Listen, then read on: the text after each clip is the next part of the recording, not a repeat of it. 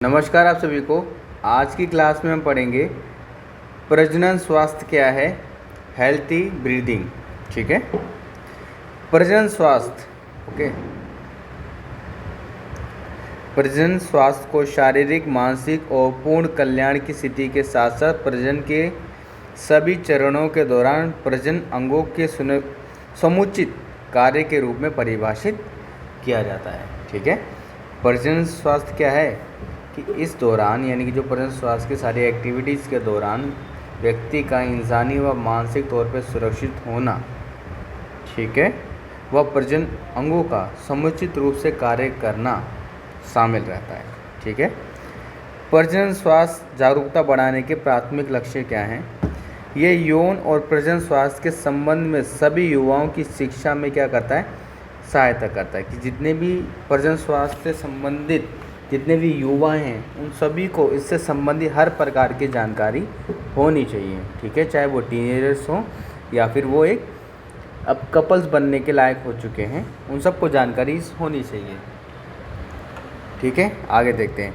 ये सुरक्षित यौन प्रथाओं के बारे में किशोर जागरूकता बढ़ाता है, यानी सुरक्षित यौन प्रथाएं यानी कि किस तरीके से रिप्रोडक्शन किया जाए, उन सब के प्रति सेफ्टी की जानकारी भी होनी चाहिए। ठीक है, HIV, एड्स जैसे यौन संचालित संक्रमणों के रोकथाम में सहायता करना कि इन सब ये जो इस प्रकार के संक्रमक हो जाती बीमारी हो जाती है तो इन सब से हम कैसे बच सकते हैं, प्रोटेक्शन का यूज़ करना चाहिए। ठीक है, यह माँ और बच्चे के दोनों के संक्रामक रोगों से बचाता है। ठीक है, ये माँ और बच्चों के दोनों को संक्रामक रोगों से बचाता है और ये सुनिश्चित करता है कि बच्चा स्वस्थ क्या हो, पैदा हो।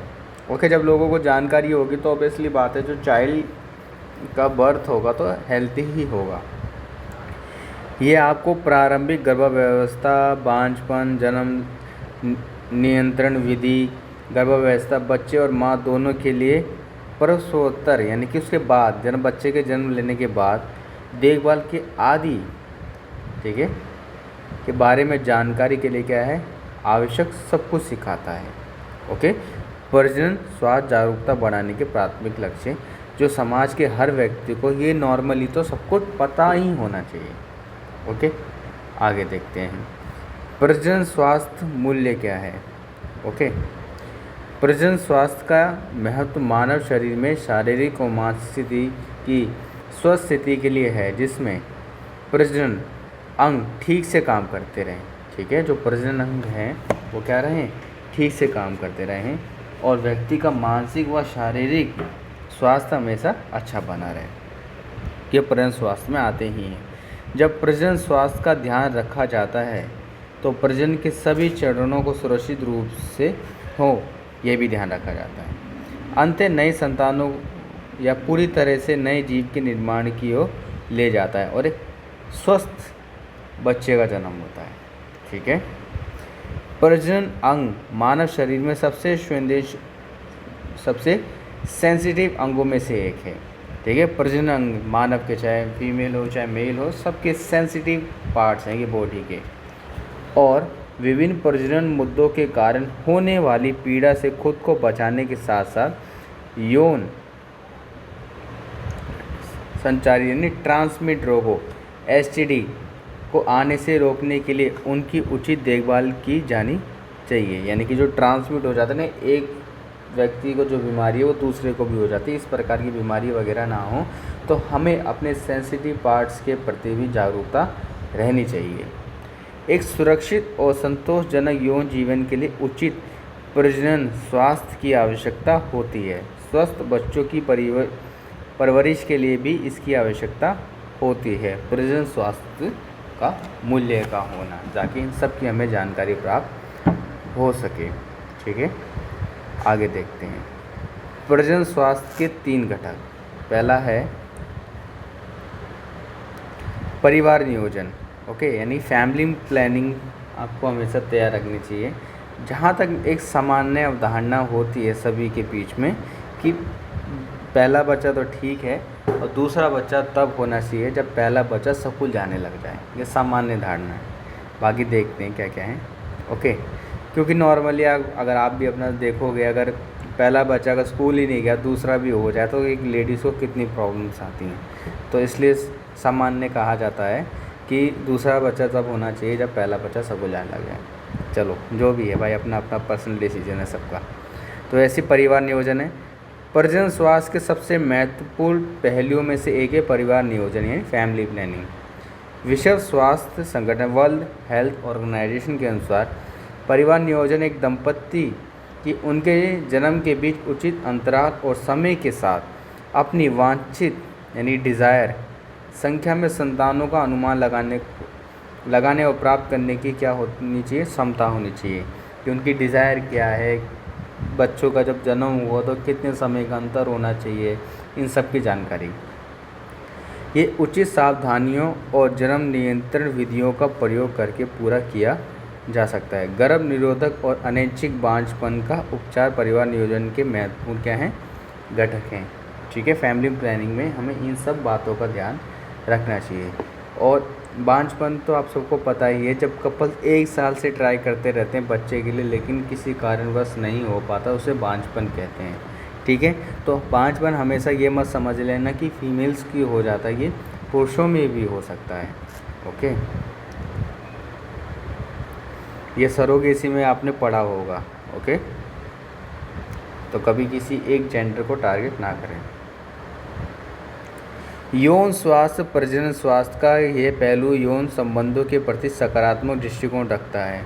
ये न केवल अवांछित गर्भधारण से बचने के लिए गर्भ निरोधक के उचित उपयोग को संबोधित करता है, बल्कि यौन संचारित रोगों जैसे एसटीडी या यौन संचारित संक्रमण एसटीडीआई को रोकथाम भी करता है। यौन स्वास्थ्य, जब हमें इसके प्रति जानकारी होती है तो संक्रामक रोग होते हैं तो उससे बचा जा सके, और जब बच्चे का जन्म हो तो उस बच्चे को भी हम किस तरीके से बचा सकते हैं इस प्रकार के रोगों से, इन सब की जानकारी हमें मिलती है प्रजनन स्वास्थ्य के अंदर। तो सेकंड हो गया। अब आता है थर्ड, मातृत्व स्वास्थ्य। मातृत्व स्वास्थ्य का मतलब फीमेल की हेल्थ बॉडी का तात्पर्य गर्भावस्था के दौरान एक महिला के स्वास्थ्य की देखभाल के साथ साथ उसे सभी चिकित्सा देखभाल और सहायता प्रदान करना और आपात स्थिति में आवश्यक हो सकती है हर प्रकार की उसे सुविधाएं देनी चाहिए। ओके, और जहाँ तक है कि एक लेडीज़ को एक तो हेल्दी खाना तो चाहिए होता ही है, उससे ज़्यादा इम्पोर्टेंट होता है उसको एक मानसिक तौर पे सहानुभूति रखना, उसको मानसिक तौर पे स्वस्थ फील कराना, सुरक्षित फील कराना। ठीक है, किसी प्रकार का लेडीज़ को मानसिक तनाव ना हो। ओके, चलिए, और किसी प्रकार का कोई नशा वशा ना करें। चलिए आगे देखते हैं। विभिन्न लोगों का प्रजनन स्वास्थ्य। ठीक है, विभिन्न लोगों का प्रजनन स्वास्थ्य।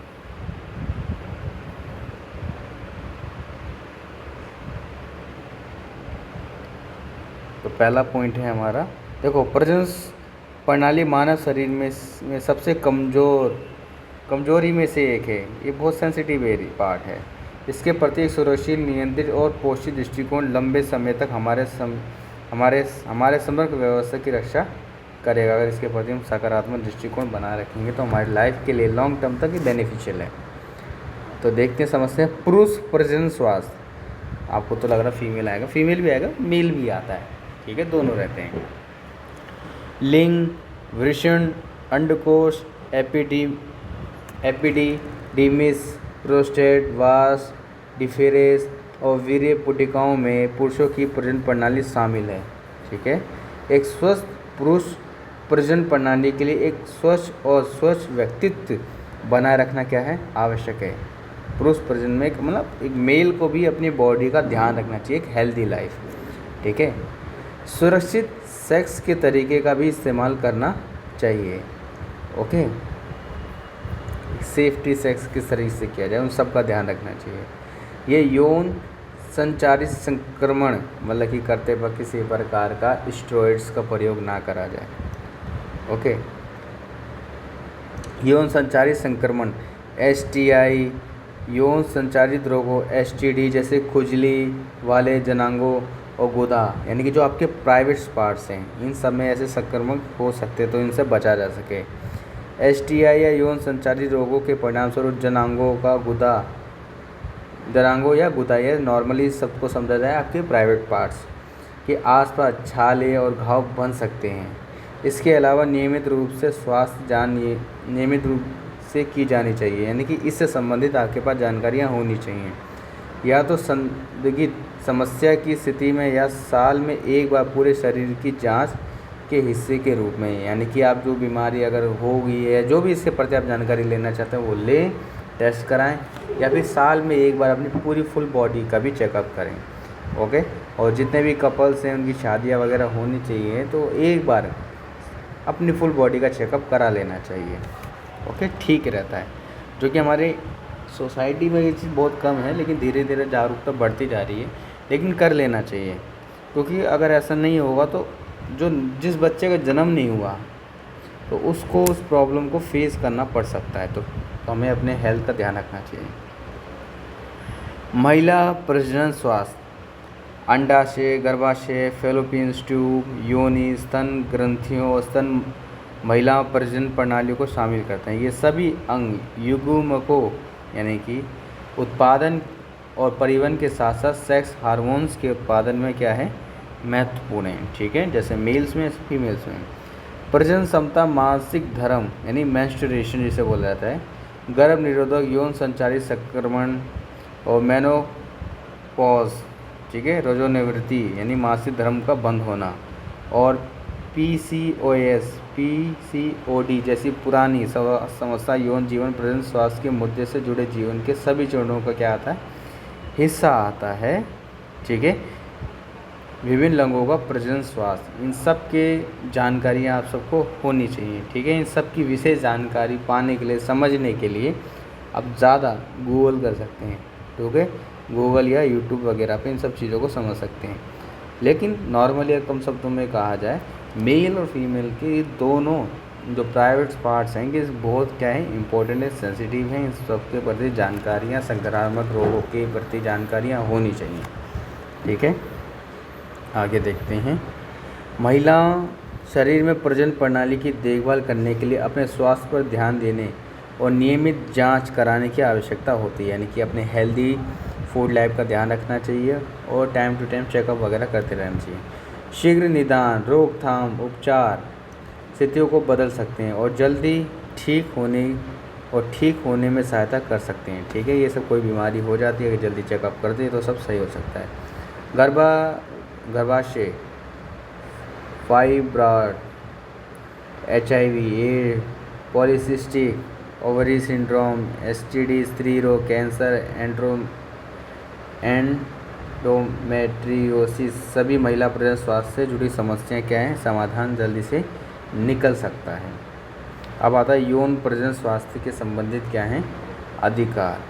यौन और प्रजनन स्वास्थ्य के अधिकार मूल मानव अधिकारों में से एक है, ह्यूमन राइट में से एक है। हर किसी को जानकारियाँ होनी चाहिए और अच्छी बात है कि इस प्रकार का टॉपिक आप लोग अपनी ग्रेजुएशन में पढ़ रहे हो, ताकि आप कुछ ना कुछ सकारात्मक जागरूकता मिलेगी।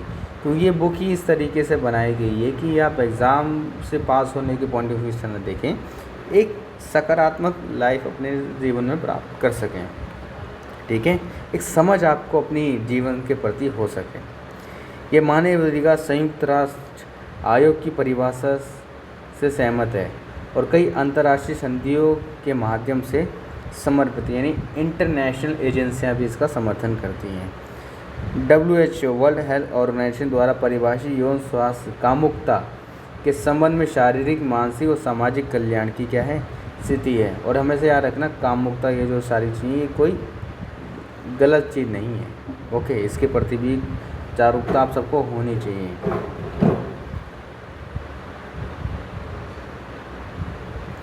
इसके लिए कामुकता और यौन संबंधों के लिए सकारात्मक सम्मानजनक दृष्टिकोण की क्या है, आवश्यकता है। ओके, क्योंकि अच्छे एक आनंद के लिए ये सब तो होना ही चाहिए।